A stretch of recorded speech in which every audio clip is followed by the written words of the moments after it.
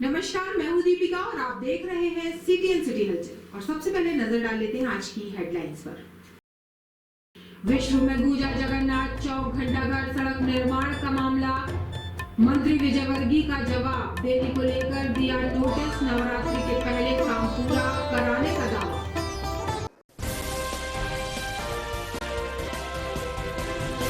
Gate से लुढ़कते हुए कलेक्टर कार्यालय पहुंचे जनपद अध्यक्ष, सीईओ पर प्रताड़ना का लगाया आरोप, आत्मदाह की दी चेतावनी। कलेक्ट्रेट कार्यालय में आयोजित जन सुनवाई में अभी तक 72 आवेदकों की सुनी गई समस्याएं, कलेक्टर दिलीप यादव ने खुद मौजूद रहकर सुनी समस्याएं। होली पर त्योहार मनाने ससुराल गए युवक को गांव के कुछ युवकों से विवाद हो गया, जिससे युवक पर कुल्हाड़ी से किया गया हमला। हमले में युवक की हुई मौत।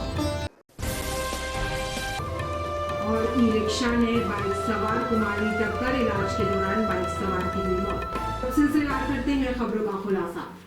विश्व में गूंजा जगन्नाथ चौक घंटाघर सड़क निर्माण मामला, मंत्री विजय वर्गीय का जवाब, देरी को लेकर दिया नोटिस, नवरात्रि के पहले काम पूरा कराने का दावा। कटनी जगन्नाथ चौक घंटाघर सड़क निर्माण में सुस्ती का मामला सोमवार को विधानसभा में मुड़वारा विधायक संदीप जायसवाल ने प्रमुखता से उठाया।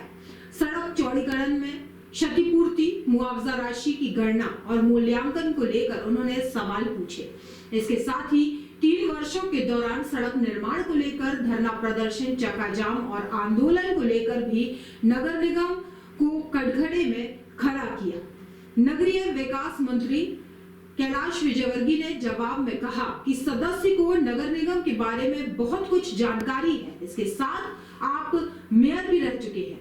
विलंब के लिए अधिकारियों को नोटिस दिया गया है, जो चाहते हैं जितनी ओपन सड़कें हैं वह नवरात्रि के पहले कंप्लीट हो जाएंगी। इस तरह से विधानसभा में यह मामला पहुंचने के बाद फिर से इस मार्ग के निर्माण को लेकर चर्चा होने लगी है।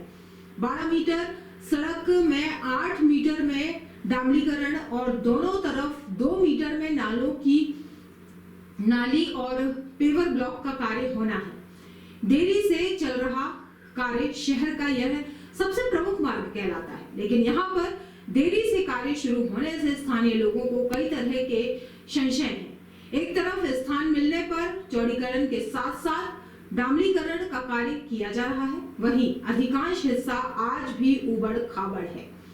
19 सितंबर 2023 को इस संबंध में नगर निगम में एक बैठक भी हुई थी, जिसमें उपस्थित अधिकारियों ने सड़क चौड़ीकरण का कार्य जल्द ही प्रारंभ करने के लिए आश्वस्त किया था। क्षतिपूर्ति को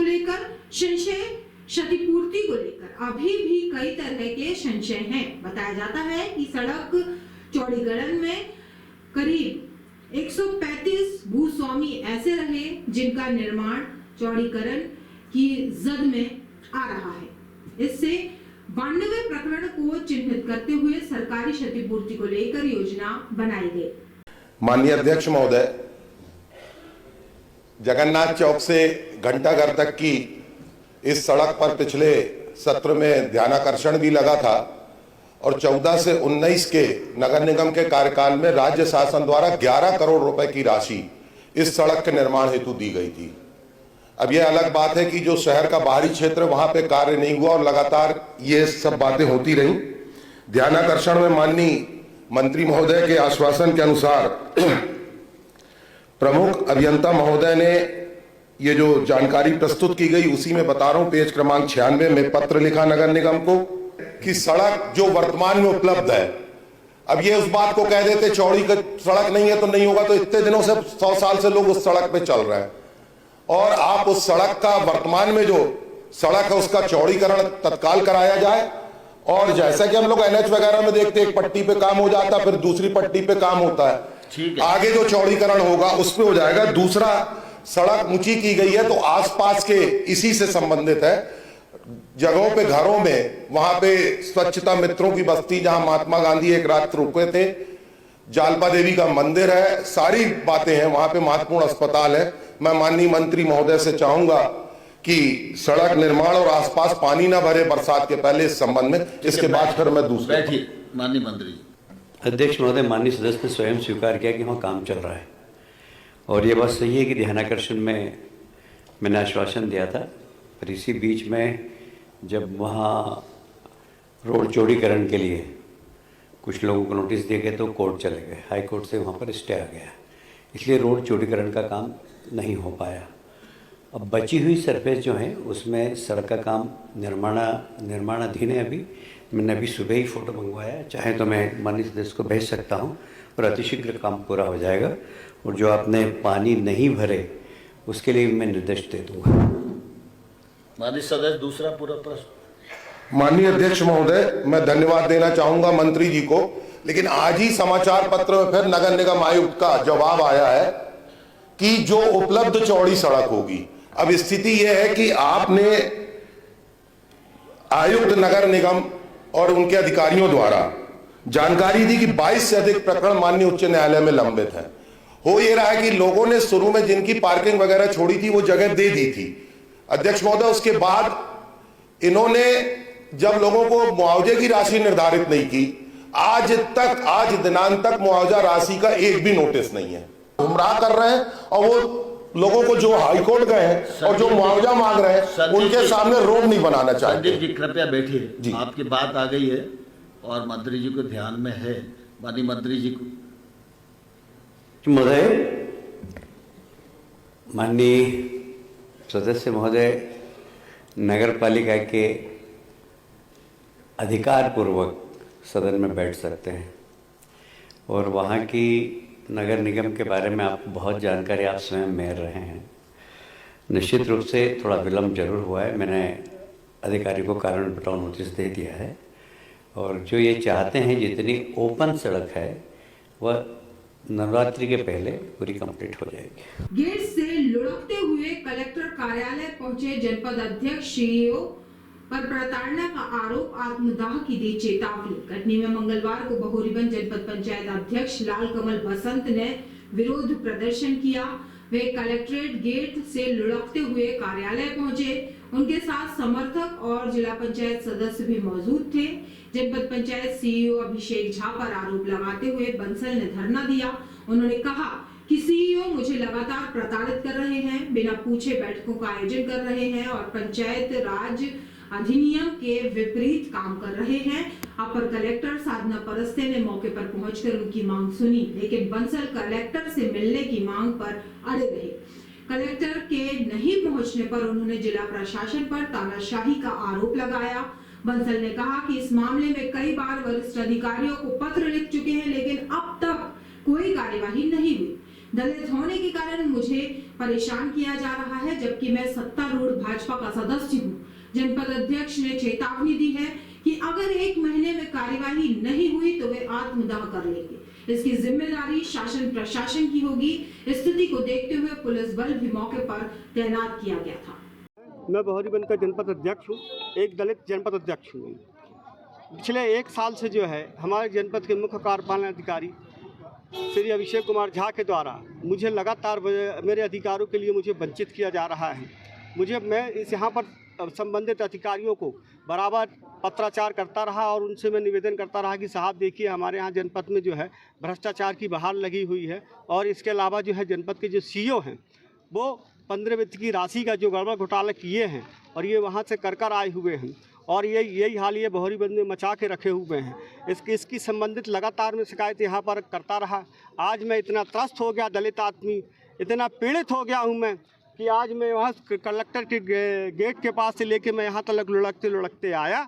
मैंने कलेक्टर साहब से ज्ञापन के लिए बात रखी कि कलेक्टर साहब आए, हमारा ज्ञापन ले, लेकिन धन्य है हमारे इस जिले के कलेक्टर साहब जो इस दलित की बात को सुनने के लिए तैयार नहीं है। कलेक्ट्रेट कार्यालय में आयोजित जन सुनवाई में अभी तक 72 आवेदकों की सुनी गई है शिकायतें, समस्याएं। कलेक्टर दिलीप कुमार यादव की मौजूदगी में कलेक्ट्रेट कार्यालय में शुरू है जन सुनवाई कार्यक्रम। अपर कलेक्टर साधना परस्ते सहित सभी महकमों के जिला अधिकारियों की उपस्थिति है। कलेक्टर श्री यादव आवेदकों की शिकायतों और समस्याओं को सुनकर अधिकारियों को दे रहे निराकरण के निर्देश। अभी तक 72 आवेदकों की बिजली, राजस्व, पेंशन योजना और ग्रामीण पेयजल समस्याओं से संबंधित समस्याएं सुनी गई। जरा मानसिक प्रताड़ित किए सर, उनकी बहुत ज़्यादा तबीयत ये समझ लो सर, मर के किए हैं हमारे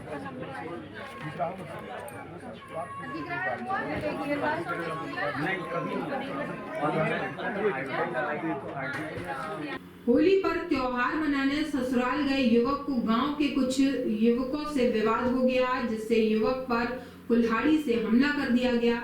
जानकारी के अनुसार कटनी के पौसरा निवासी 26 वर्षीय ग्राम पौसरा निवासी हरप्रसाद यादव पिता जियालाल यादव होली पर अपने ससुराल जिला मैहर ग्राम धड़ेरीपुरा गया हुआ था, जहां शराब बेचने को लेकर मना करने पर कुछ गांव के ठाकुरों ने प्राणघातक हमला कर दिया, जिसमें कटनी ग्राम पौसरा निवासी हरप्रसाद यादव गंभीर रूप से घायल हो गया, जिसके साथ 3 अन्य युवक भी घायल हुए, जिन्हें शासकीय जिला अस्पताल इलाज हेतु लाया गया, जहां इलाज के दौरान पौसरा निवासी युवक की मौत होना बताई गई। पुलिस ने मर्ग कायम कर जांच प्रारंभ कर दी है। वहीं बताया जा रहा है कि आरोपी को थाना हमदला पुलिस ने गिरफ्तार कर लिया है।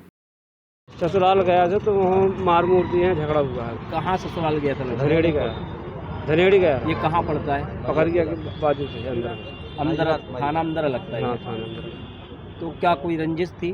और कोई रंजिश नहीं, अब तो हम इतने दूर के आदमी, हमारी क्या रंजिश हो। तो किस बात से विवाद से मार? वहीं बैठा रहा, शायद मारने वाले की तरफ से मार दिए हैं उसको। कौन लोग थे जिन्होंने मारा है? वो हम देखे तो नहीं, पर सुने कि ठाकुर लोग मारे। ई रिक्शा ने बाइक सवार कुमारी टक्कर, इलाज के दौरान बाइक सवार की हुई मौत। कैमूर थाना अंतर्गत देवरी मझगवा मोड़ में एक ई रिक्शा चालक ने टक्कर मार दी। इस घटना में गंभीर रूप से घायल नरेंद्र कुमार चौधरी की जिला अस्पताल में मौत हो गई। वहाँ पे टर्निंग रही तो टर्निंग में जो है तो अपने साइड से ही आ रहा था, पता नहीं क्या किया तो उसने सीधे ऑटो में जाके लड़ गया। क्या नाम था? नरेंद्र कुमार चौधरी। कहाँ के रहने वाले थे? देवरी मझगमा। ये घटना कहाँ हुई है? पोस्ट तहसील देवरी मझगमा, सब वहाँ ही है।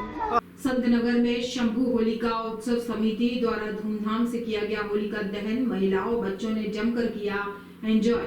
नई बस्ती संतनगर स्थित शंभू होलिका उत्सव समिति द्वारा बड़े ही धूमधाम से होलिका दहन किया गया, जिसमें समिति द्वारा बच्चों के लिए चौपाटी लगाई गई और साथ ही डीजे की धुन होली के गीतों में महिलाओं और बच्चों ने जमकर थिरकते हुए उनके पास 10 बजे होलिका दहन किया गया, जहां आजाद गुप्ता, अभिषेक गुप्ता, अवधेश गुप्ता, अमन गुप्ता, राहुल बजाज, रौनक खंडेलवाल, भाजपा जिला अध्यक्ष दीपक टंडन, रवि खरे, सुनील उपाध्याय, मनीष दुबे, आशीष गुप्ता, सौरभ अग्रवाल, नितेश तिवारी, गीता गुप्ता, अभिषेक शर्मा, संजय खरे, साकेत सैनी, संकल्प सैनी, मनीष चौबे, रमाकांत विश्वकर्मा, कार्तिक गुप्ता, आशु गुप्ता, खुशी गुप्ता, शिव पांडे, अतिका जैन, अंजलि गुप्ता, छोटी गुप्ता, राजा गुप्ता, अन्नू लालवानी, सुनीता गुप्ता, समता शर्मा, प्रीति प्यासी, अनीता गुप्ता, शिल्पा गुप्ता, शुभी गुप्ता, लक्ष्मी सैनी, प्रशांत मालवीय, शंभू पांडे, अमित पांडे, राहुल राव, अमित सोनकर, नितेश बसरानी, सौरभ बहरे, अवधेश मौर्य, महेश चावला, दीपक बख्शी, नगर एवं शहर वार्ड के लोग उपस्थित थे।